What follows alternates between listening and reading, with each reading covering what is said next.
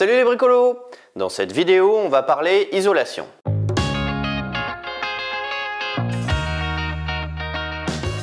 Nous avons vu dans la vidéo précédente les grands principes physiques qui jouent sur le confort thermique. Si vous ne l'avez pas vu, je vous la mets là.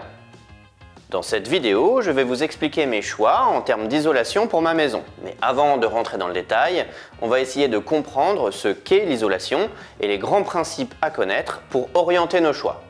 Oui, encore un peu de théorie, mais j'aime bien ça. D'après Wikipédia, l'isolation thermique est l'ensemble des techniques mises en œuvre pour limiter les transferts de chaleur entre un milieu chaud et un milieu froid. C'est ce qui va permettre d'avoir une température agréable et stable dans la maison en limitant au maximum la consommation d'énergie du système de chauffage l'hiver ou de climatisation l'été. Bon, tout ça c'est bien gentil, mais que faut-il isoler? Comment s'y prendre? Avec quels matériaux et quelle épaisseur? C'est ce qu'on va voir. C'est pas toujours évident d'isoler une maison du sol au plafond, donc c'est pas mal d'avoir une idée des zones à isoler en priorité. De nombreuses études ont été réalisées sur le sujet et l'Agence de l'environnement et de la maîtrise de l'énergie, que vous connaissez certainement sous le nom d'ADEME, estime que les déperditions thermiques sont réparties de la façon suivante. 25 à 30% par le toit, 20 à 25% par les murs, 20 à 25% par la ventilation et les fuites d'air, par exemple les conduits de cheminée, 10 à 15% par les fenêtres, 7 à 10% par le sol et 5 à 10% par les ponts thermiques, les endroits où l'isolation est moins efficace et laisse la chaleur circuler. Il faudra donc en priorité isoler le toit et les murs et éviter au maximum les fuites d'air. Bon, maintenant il va falloir qu'on parle du lambda, du R et du déphasage thermique. En effet, ces notions vont nous aider à choisir le bon isolant et aussi à calibrer son épaisseur. Dans la vidéo précédente, on a dit que les matériaux conduisaient plus ou moins bien la chaleur. On avait pris l'exemple des cuillères en métal ou en bois pour faire la cuisine. Les cuillères en métal deviennent vite brûlantes car le métal est un bon conducteur de chaleur, ce qui n'est pas le cas du bois. Un matériau qui conduit mal la chaleur est un bon isolant. Et des bons isolants, il y en a plein.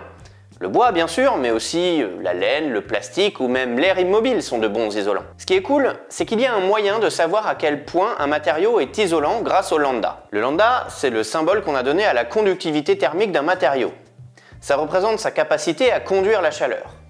Plus le lambda est faible, et plus le matériau est isolant. Inversement, plus le lambda est élevé, et plus le matériau est conducteur.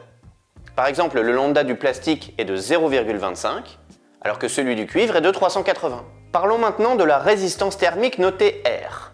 Elle correspond à la résistance d'un isolant au flux de chaleur.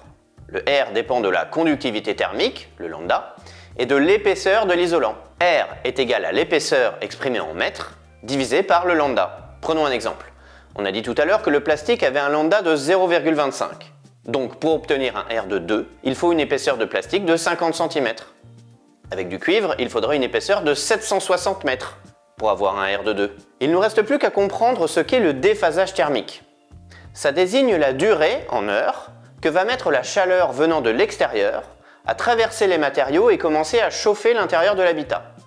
C'est une notion qui est liée à l'inertie thermique, qui correspond au temps que met un matériau à atteindre la température de son environnement. Ce temps dépend en grande partie de la densité du matériau. Plus il est dense, plus il a d'inertie, et donc plus la chaleur mettra longtemps à le traverser. En ces temps troublés de réchauffement climatique, c'est une notion qui me semble très importante pour assurer un bon confort thermique l'été. Idéalement, le déphasage doit être de 10 heures minimum. De cette façon, la chaleur des heures les plus chaudes de la journée, vers midi, sera restituée à l'intérieur vers 22 heures, où il fera plus frais dehors, et donc on pourra ventiler l'intérieur de l'habitat. La formule pour calculer le déphasage thermique est un peu compliquée, donc on ne va pas la détailler ici. Mais il existe des outils gratuits permettant de l'évaluer. Quelle transition parfaite pour vous parler d'un outil gratuit que j'ai pas mal utilisé pour simuler mes projets d'isolation. C'est un outil allemand qui s'appelle Ubacus, je mets un lien en description, qui est traduit en français de manière parfois un peu approximative, mais on arrive très bien à l'utiliser, même sans aucune notion de la langue de Goethe. Ce logiciel permet d'avoir une vision globale des effets de son isolation.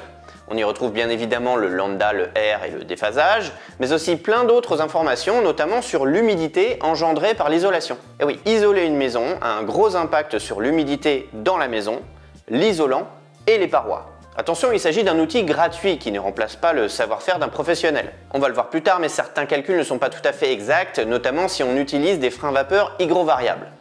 On va y revenir. En revanche, je pense que c'est assez fiable pour calculer l'épaisseur nécessaire en fonction du R et du déphasage voulu. Pour le déphasage, on l'a vu, il faut idéalement qu'il fasse au moins 10 heures. Pour mes rampants et combles perdus, j'ai cherché à atteindre 12 heures. Je suis même parti de 7 objectifs de déphasage pour déterminer l'épaisseur d'isolant tout en vérifiant que le R était cohérent. Mais comment savoir si le R est suffisant, allez-vous me dire? Eh bien, la norme est là pour nous guider. Il y a eu plusieurs moutures de la norme RT, que je ne vais pas détailler dans cette vidéo, mais celle de 2012 me paraît un bon compromis pour l'habitat ancien. En effet, on en a déjà parlé à de nombreuses reprises sur cette chaîne, mais les maisons anciennes ont des caractéristiques différentes des maisons modernes qu'il faut à mon avis prendre en compte dans l'analyse. Or, les normes RT ont avant tout été pensées pour les nouvelles constructions, et donc ne sont pas toujours bien adaptées à l'habitat ancien. Il est à mon avis illusoire et certainement contre-productif de vouloir transformer une maison ancienne en habitat passif.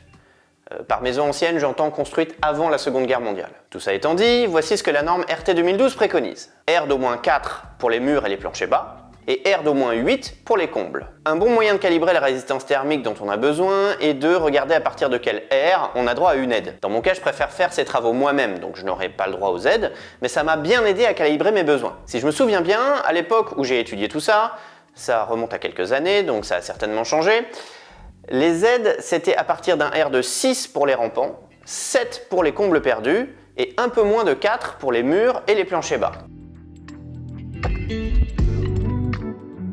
J'ai décidé d'isoler mes rampants avec 24 cm de laine de bois en 2 couches.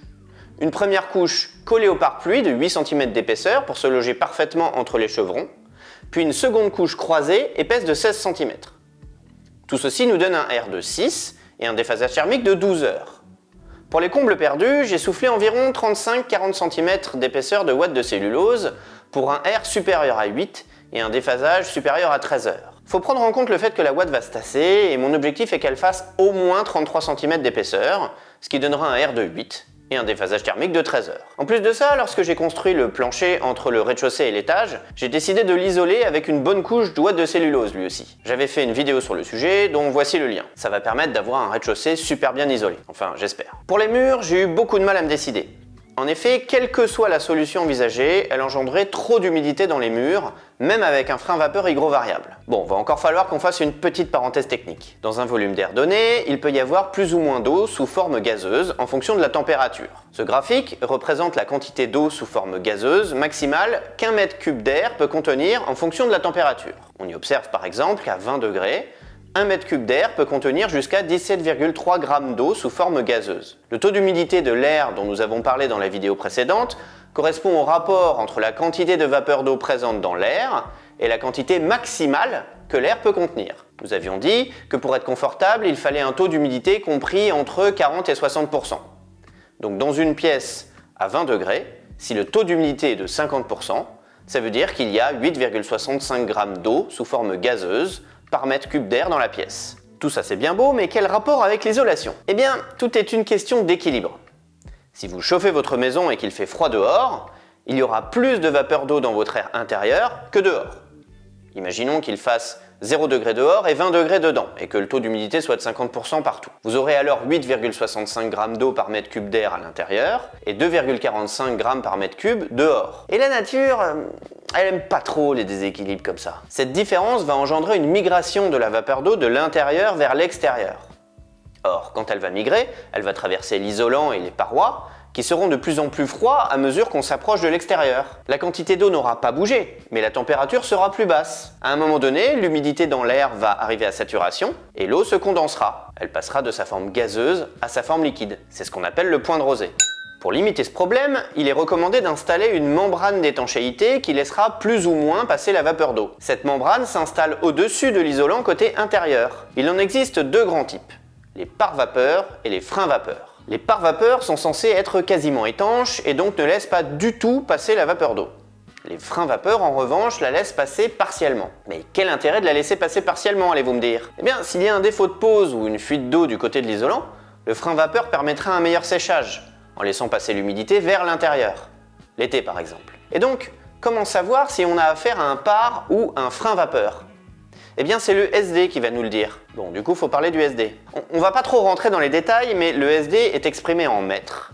Et plus il est grand, moins il laisse passer la vapeur d'eau. La limite entre pare-vapeur et frein-vapeur est fixée aux alentours d'un SD de 10 mètres. Il existe aussi des membranes qui ont un SD variable, afin de limiter au maximum le passage de vapeur d'eau de l'intérieur de l'habitat vers l'isolant en hiver, mais au contraire de le laisser passer au maximum en été pour que l'isolant sèche si besoin.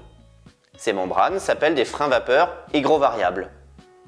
Et là, on va enfin pouvoir fermer cette parenthèse un petit peu longue. Je disais donc que même avec un frein vapeur hygrovariable, je n'ai pas trouvé de bonne solution pour les murs. En effet, si j'isole par l'intérieur, il y a, d'après les simulations, toujours trop d'humidité dans l'isolant et à l'interface entre l'isolant et le mur. Je l'ai testé moi-même avec Ubacus et j'ai aussi eu la chance de recevoir une étude d'un cabinet professionnel qui se conclut de la manière suivante. La paroi présente un risque avéré du point de vue de la migration de la vapeur d'eau. Pour des raisons principalement esthétiques, je ne peux pas vraiment isoler par l'extérieur. J'ai donc décidé de réaliser une correction thermique au rez-de-chaussée en appliquant un enduit chaud-chanvre d'environ 5 cm d'épaisseur sur les murs périphériques. L'idée ici est de casser le rayonnement froid des murs en hiver. Ce n'est pas une isolation à proprement parler, mais comme on l'a vu dans la vidéo précédente, le rayonnement des parois est très important dans le ressenti de température. J'espère donc que cette solution limitera le rayonnement froid des murs l'hiver, tout en conservant l'effet d'inertie des murs en été. Cet enduit est bien évidemment perspirant, donc il laisse la vapeur d'eau transiter. Pour l'étage, j'ai décidé de ne pas isoler les murs, mais de les protéger avec un frein vapeur, et de faire un parement avec des plaques de plâtre. Parlons du frein vapeur justement. Lorsque j'ai fait mes recherches, je me suis vite orienté vers les freins vapeur hygrovariables. Il y en avait un très présent dans les vidéos YouTube de rénovation, avec un SD variant de 0,25 à 25 mètres. J'ai aussi cherché s'il en existait d'autres, et je suis tombé sur un frein vapeur d'une entreprise française, avec un SD variant de 0,5 à 100 mètres. J'ai donc utilisé les deux dans mes tests sur Ubacus, et le premier semblait réduire plus l'humidité que le second, ce qui n'est pas logique. Si vous vous rappelez, plus l'USD est élevé, et moins l'humidité passe. J'ai donc contacté l'entreprise Salola pour les informer que leur produit était certainement mal référencé sur Ubacus, et leur poser quelques questions. Nous avons ensuite pas mal échangé, et c'est eux qui ont eu la gentillesse de solliciter un bureau d'études pour analyser mon projet d'isolation des rampants et des murs. Ils ont aussi accepté de me fournir gratuitement leur frein vapeur, ainsi que les scotch et autres colles qui vont bien pour la mise en œuvre. Je les remercie, d'autant que ces discussions remontent à 2020. Oui, le chantier a pris beaucoup de retard, et qu'à l'époque vous n'étiez que 800 abonnés à la chaîne. Je n'ai aucune obligation de vous parler de leurs produits, et je n'ai pas vraiment de moyens de comparaison. Mais je peux vous dire que le frein vapeur me semble de super bonne qualité, et leur scotch colle mais alors vraiment très fort. J'ai donc installé le frein vapeur de chez Salola, intitulé Aerovap Hygromax à l'étage. Il protège les murs périphériques, les rampants et les combles perdus. Pour le sol, je vous ai déjà dit que le plancher de l'étage avait été isolé avec de la ouate de cellulose. Pour le rez-de-chaussée, je n'ai pas touché au sol du salon avec ces très jolies tomates hexagonales anciennes posées directement sur la terre. Il n'y a pas de vide sanitaire dans cette maison. Par contre, dans la petite pièce attenante au salon, j'ai d'abord essayé de construire un sol en bois sur plot en béton armé avec de la laine de bois en guise d'isolant, mais malheureusement j'ai dû tout détruire. Je vous laisse aller voir les vidéos à ce sujet si ça vous intéresse. J'ai ensuite décidé de réaliser une dalle à la chaux sur hérisson ventilé. Je ferai des vidéos à ce sujet, mais voici une description rapide. J'ai d'abord aplani le fond de la pièce avec des silex. Ensuite, j'ai mis des couches successives de gravier de granulométrie décroissante, les plus gros en bas et les plus petits en haut. À l'intérieur de ces couches de gravier, j'ai fait circuler un drain agricole. Au-dessus, j'ai mis une couche de mise à port sur une bonne trentaine de centimètres. Nous avons ensuite installé un géotextile et coulé une dalle à la chaux d'une dizaine de centimètres. Enfin, on a fait une chape à la chaux et installé des tomates anciennes au-dessus. Le hérisson ventilé est censé limiter les remontées capillaires et évacuer la vapeur d'eau. La couche de mise à port isole le sol avec un R d'environ 3. Et la dalle, chape et les tomates laisse transiter la vapeur d'eau. Nous venons de réaliser ces travaux, donc je ne peux pas encore vous dire si c'est une bonne méthode, mais étant donné que j'ai laissé le sol du salon tel quel, je vais pouvoir comparer, et je ne manquerai pas de vous donner mon avis. Cette vidéo touche à sa fin, merci de l'avoir regardée jusqu'au bout, n'oubliez pas les pouces en l'air et les commentaires. Je dois avouer que je suis un peu déçu du nombre de vues des dernières vidéos par rapport au nombre d'abonnés et au travail que ça demande, alors n'hésitez pas à les partager sur vos réseaux, ça aide vraiment. Et si ça vous dit de me donner un petit coup de pouce, il y a toujours le Tipeee. Allez, à la prochaine!